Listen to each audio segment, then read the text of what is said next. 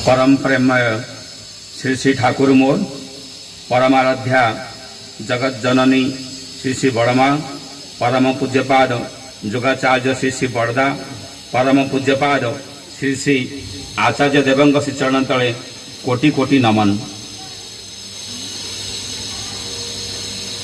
आज महासमुद्र में युग पुरुषोत्तम श्री श्री ठाकुर अनुकूल चंद्र जी का 136वां जन्म महामहोत्सव साड़ंबर का साथ पालन किया जा रहा है। इस पावन अवसर पर हम सभी लोगों को मौका मिला है प्रभु जी का गुण कीर्तन करने के लिए। इसलिए सबसे पहले महासमुद्र का सभी दादा माता लोगों को मैं आभार व्यक्त कर रहा हूँ। परमपिता से प्रार्थना करता हूँ ये इलाका का सभी लोगों शारीरिक मंगल का अधिकारी हो। ठाकुर जी को जन्म उत्सव पालन करने के लिए विश्व का हर जगह में ऐसे ही चल रहा है। आज इधर अच्छा टेबल का ऊपर ठाकुर जी को बैठा के अच्छा फूल में सजावट किया गया है। उसमें क्या प्रतीत होता है ये सभी लोग हम लोग जानते हैं। जो बाह्य आचरण होता है इंसान का, उनका अंदर में जो ही चलते रहता है क्रिया प्रक्रिया, उसका परिप्रकाश, outer expression is nothing but the internal characteristics of a human being. ये कहावत है, सभी लोग जानते हैं। तो इसी से मालूम चलता है इधर जितना गुरु है लोग माता लोग हैं, ठाकुर जो कितना पसंद करते हैं, कितना प्यार करते हैं, कितना सम्मान करते हैं, कितना इज्जत करते हैं और इनको माथा पर लेके चलते हैं। इसीलिए उनको सभी लोगों को जानकर देने के लिए इतना अच्छा सजावट करने के लिए ये अच्छा भक्ति का लक्षण होता है। अच्छा इसका बारे में अच्छा से चलते रहेगा। भाई ने चर्चा कर रहा था इसका पहले, ईगो पुरुषोत्तम आते हैं ये धरती पर जब कोई अघटन घटते रहता है, कोई घटना का समाधान नहीं हो पा रहा है और समाधानी पुरुष का हिसाब से वो आते हैं। तो आगे में 22 जनवरी में अच्छा दिन आने वाला सभी लोगों को निमंत्रण किया गया है। जब जब हुई धर्म की हानि, बाढ़े असुर धम अभिमानी, करही अनिति जाई नहीं बरनी, साधहि विप्र धेनु दूर धरणी, तब तब धरि प्रभु विविध शरीरा, साधहि प्रभु सज्जन पीड़ा। ये प्रभु आते हैं तब जब इस धरती पर ये अभिमान, अहंकार, ये गर्व, ये सब जो बढ़ जाता है, इंसान को इंसान के मापी हम देख नहीं पा रहे हैं, सबको इज्जत सम्मान नहीं कर पा रहे हैं, जो रास्ता में जाने का नहीं जा पा रहे हैं, हम रास्ता भटकते रहता है, तब उनका आगमन होता है ये धरती पर इंसान को सही रास्ता दिखाने के लिए। और इसी हिसाब से क्रम अनुसार श्री श्री ठाकुर अनुकूल चंद्र ये कलियुग का घड़ी संधि मुहूर्त में सर्वश्रेष्ठ मानव का विवर्तित रूप का हिसाब से वो आए हैं और ये जन समाज को अच्छा रास्ता दिखा रहे हैं। जो मान के चलता है उनका जीवन में सारी कार्यों में सफलता आता है। जो उनको जीवन में ग्रहण करता है, उनका नीति नियम को जीवन में पालन करता है, वो खुद को अनुभव करता है जो मैं गुरु का शरण लेके मेरा जीवन में हुआ क्या। इसीलिए गुरु जीवन में हर कोई समस्या का समाधान करते हैं। इसीलिए बोला गया है सर्व समस्या का समाधान जानी था इष्ट प्रतिष्ठान। इष्ट अगर मेरा अंदर और परिवेश का अंदर प्रतिष्ठा करने के लिए मैं तथा परिवेश को लेकर प्रयास जारी रखता हूं, तब मेरा संसार, मेरा समाज, मेरा राष्ट्र, मेरा विश्व समाधान आगे में जाएगा। इसीलिए श्री श्री ठाकुर अनुकूल चंद्र जी, उनका बारे में बहुत सारे इधर उत्सव बनाया गया है, हम लोग बहुत बार आए हैं। तो ठाकुर जी ऐसा एक पुरुष थे, एक ऐसे इंसान थे उनका एकमात्र उद्देश्य था जे वो सामने वाला जो आदमी आता है, सामने जिसको भी देखता है, उनका अच्छा कैसे होगा, भलाई कैसे होगा, मंगल कैसे होगा, शांति में कैसे रहेगा, आनंद कैसे पाएगा। इसीलिए हम लोग कभी कभी उनका गान करते हैं, भजन करते हैं, कीर्तन करते हैं। मानुष को ভালোবেসেছো কত আঘাত সহেছো, মানুষ को ভালোবেসেছো কত আঘাত সহেছো, তাদের ভালো দেখবো বলে व्याकुल হয়েছো। उनका प्राण व्याकुल हो उठता है, उन्मादन आग्रह व्यग्रता बढ़ जाता है जो इंसान कैसे आनंद मिलेगा उनको। इसलिए जो कोई इंसान उनका पास को जाता है, उनका सामने ओइना का माफी की उनको आगत भूत भविष्य ये तीन उनको दिखता है। इसीलिए वो क्या करने से जीवन में मंगल का अधिकारी होगा, उसी चीज को ही बताते हैं। उसी दिन खलील रहमान एक भक्त ठाकुर जी का पास आ रहे थे, उनका घर से चिट्ठी आया, उनका बेटा का तबियत खराब है बोल के। ठाकुर जी के पास में जाते बोलने के लिए कोशिश करने के लिए जा रहे हैं, ठाकुर जी मेरा बेटा का तबियत खराब है, मैं घर जाकर घूम के आऊं।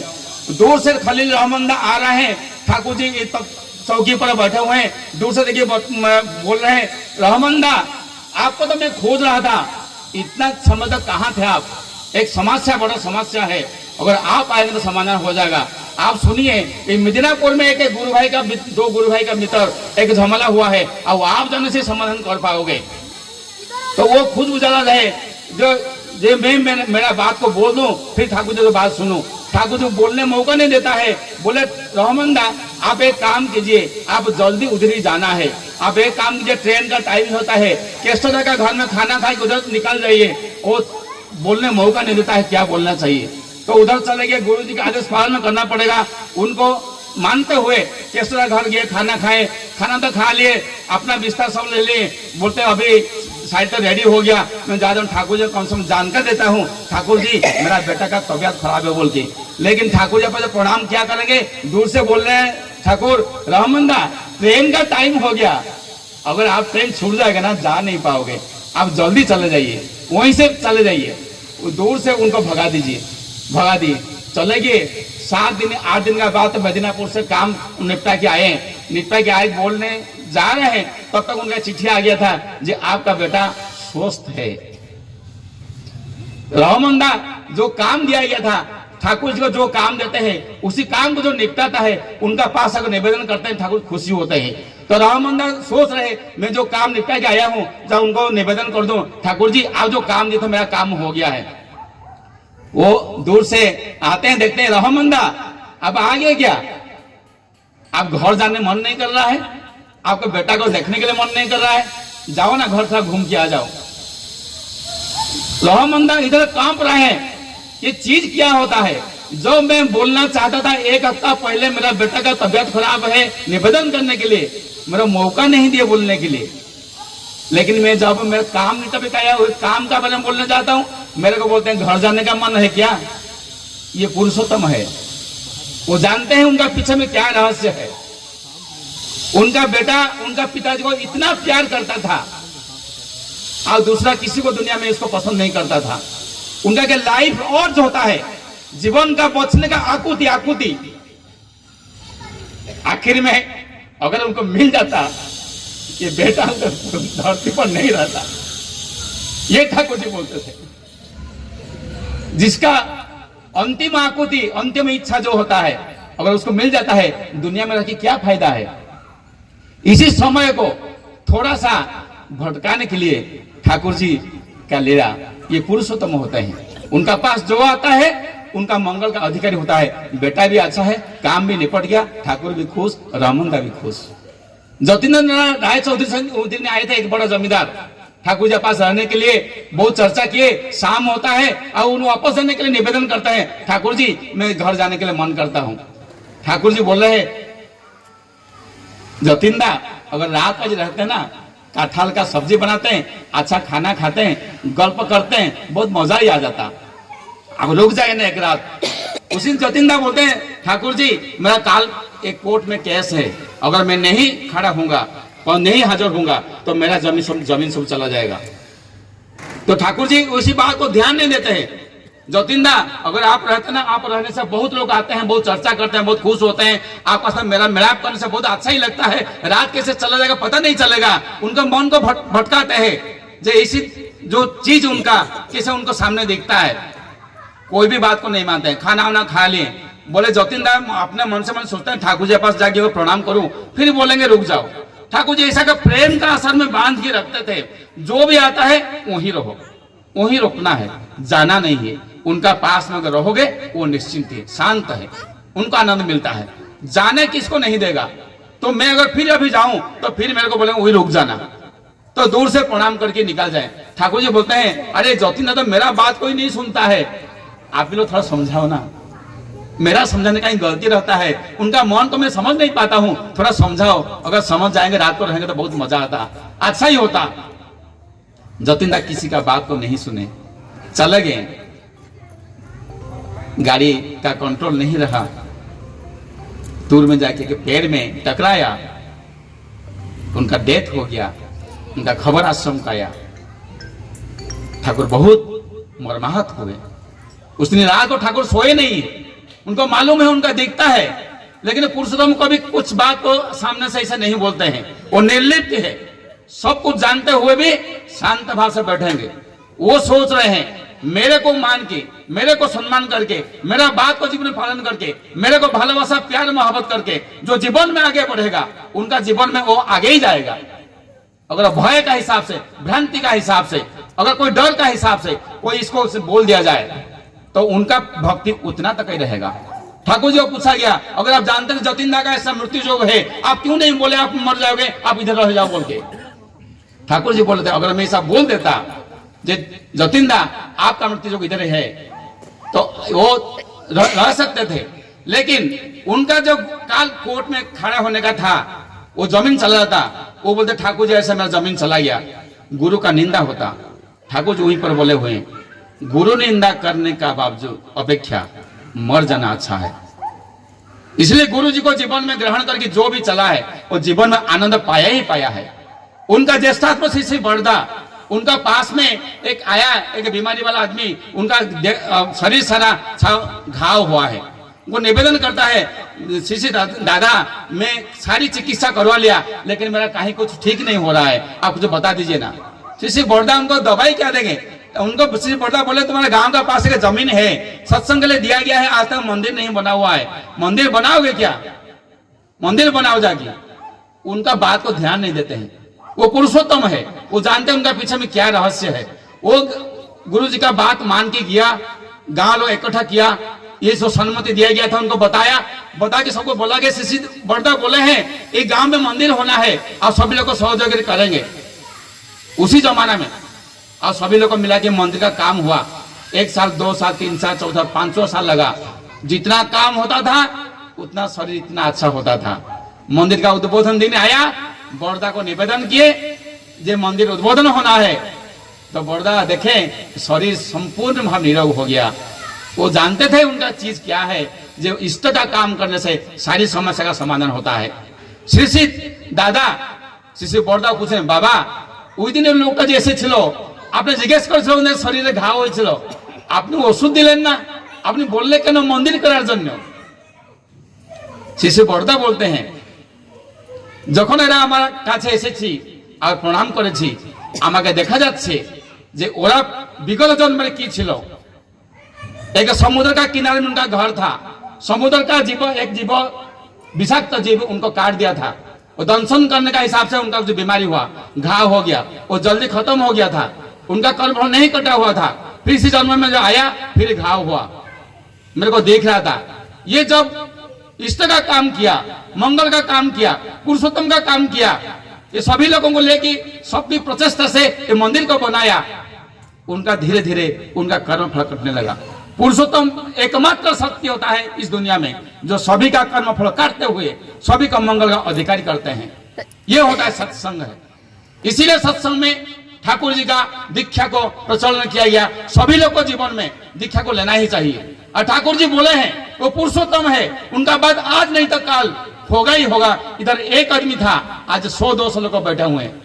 कैसे हो रहा है, उनका पीछे में क्या मिराकिल है मिराकिल वही है, वो इष्ट है, वो मंगलमय है, वो मंगल चाहते हैं। जो मंगल चाहेगा उनको आहुरी उनको उत्साह, साहाय्य, मदद सब कुछ मिल जाएगा। इसीलिए हमारा जीवन में जो भी हम लोग को करते हैं, गुरु जी का जीवन में ग्रहण करके उनका नियम पालन करना एकांत और अनिवार्य होता है। इसीलिए स्कूल को बोले ही उनको छात्र नहीं बुलाता है, गुरु का मंत्र ने उनको शिष्य नहीं बुलाता है। गुरु का एक शिष्य का एकमात्र उद्देश्य होता है उनका आदेश को पालन करने के लिए। इसलिए उनका जीवन में ग्रहण करना चाहिए। इसलिए सतगुरु का आश्रय ग्रहण करो एवं जो सत्ता मनन करना चाहिए। जो अमर अस्त्र लेके आए हैं उससे दूसरा कुछ नहीं है, ये नाम सबसे बड़ा चीज होता है। इसे ठाकुर जी में सब प्यार से उसे बोल देते हैं, अमी वेद विधि छाड़ी वेदना हरि हरि नाम सदा गाई रे। আমি বেদ বিধি ছাড়ি বেদনা হারি হরি নাম সদা গাই রে। হাই হোক না কেন লাখ জনম তাতে কোনো ক্ষতি নাই রে। আমি বেদ বিধি ছাড়ি বেদনা হারি হরি নাম সদা গাই রে। ये हरि नाम, ये नाम सभी को ये निरोग कर सकता है, मंगलमय कर सकता है, स्वाबंधन मुक्त कर सकता है। इसीलिए हम लोग को ये जीवन में उनका नाम को मनन करना चाहिए। और तीसरा होता है ये सत्संग। ये सत्संग में आश्रय ग्रहण करना चाहिए। ये सत्संग जीवन को कैसे जिंदा रखना है, बचाना कैसा है, समाज का समाधान कैसा करना है, सारी कुछ हमको देता है। कुछ बोलना जरूरत नहीं पड़ता है। श्री ठाकुर जी, श्री बरदा, श्री दादा, श्री आचार्य देव, हम देख रहे हैं सभी का पास में वही एक सूत्र था, इस सत्संग का आचरण के जो चलता है उनका जीवन में मंगल ही मंगल होता है। इसीलिए ये संसार में अगर पार होना चाहते हैं हम लोग को, हम लोग आगे बढ़ना चाहते हैं, तो हम जरूर इस दुनिया में हमारे संसार में, संसार का जो मूल अधिष्ठाता जो होता है, जो प्रेम का उत्सव होता है, जो मंगल का उत्सव होता है, जो भलाई का उत्सव होता है, जो अच्छाई का उत्सव होता है, उनका जीवन में ग्रहण करना एकांत अनिवार्य है। इसलिए ये श्री ठाकुर अनुकूल चंद्र इसी युग में जो आए हैं उनको जीवन में ग्रहण करके उनका नीति नियम को मान के चलते हुए जीवन में हम आगे बढ़ेंगे। क्योंकि ये पुरुषोत्तम जो होते हैं, ये उत्तम का परिपूरक होते हैं, लोक जीवन का प्रिय परम होते हैं, प्राचीन नवीन आर्थिक संगति होता है, अस्थि वृद्धि उदित अनुप्रेरणा होता है, बोधि विनायना से ही विकृति शुभ विनायक। इसीलिए स्वतः स्फूर्त लोकगुरु, लोकनेता से ही आदर्श, परमाचार्य भी से ही अस्थि विहित विग्रह, सब गुरु मानकर गुरु, प्राचीन सता संगत विग्रह मूर्ति, स्थान काल पात्र सुजोग प्रतिपदान। तेणु से परम पूज्य, परम अग्निमुख, परम जीवन जीवनाग्निमुख से जीवन जीवनाग्नि से ये अग्नि प्रज्वलित हम, हमारा जीवन ऊर्ध्वमुख की आगे हमारा ये आत्मा देखिए परमात्मा मिलन होगा। ये जो ईश्वर प्राप्ति बोलते हैं, मोक्ष प्राप्ति बोलते हैं, ये सब इंद्रिय हम लोग अनुभव करेगा जब गुरु को ग्रहण करेंगे। इसीलिए सत्संग का समय को सापेक्ष देखते हुए हम सभी लोग इकट्ठा हुए हैं, सभी लोग संकल्प लेते हैं उनका आदर्श को ये दुनिया में सभी लोगों के पास पहुंचेगा। ये दुनिया में अच्छी दुनिया अच्छी जब नगराधिग्राम सर्वत्र प्रचार वही सतनाम। ये आज होगा नहीं तो काल होगा, आज हो रहा है कल होगा, ये संदेश सभी का पास पहुंचेगा। इसीलिए हम लोग को जीवन में जो भी लोग उनको ग्रहण किए हैं अच्छा से जजन जाजना इष्टपति स्वस्तिन को पालन करते हुए अपना जीवन को आगे बढ़ाते जाइए। और जो निमंत्रित अतिथि लोग जो आए हैं सभी लोग जो लोगों को ग्रहण करने का सुजोग अभी आया नहीं है, मैं सभी को अनुरोध करता हूँ, आग्रह करता हूँ, निवेदन करता हूँ, प्रार्थना करता हूँ, उनका चरण में आइए, आपका समर्पण कीजिए और जीवन को आनंद लीजिए, खुद खुशी में रहिए, सभी लोग खुश में रखिए, अपना परिवार परिवेश अपना समाज राष्ट्र सबको आनंद दीजिए, आनंद लीजिए। इतना बोलते हुए मैं वाणी को विराम देता हूँ। वंदे पुरुषोत्तमम, वंदे पुरुषोत्तमम, वंदे पुरुषोत्तमम।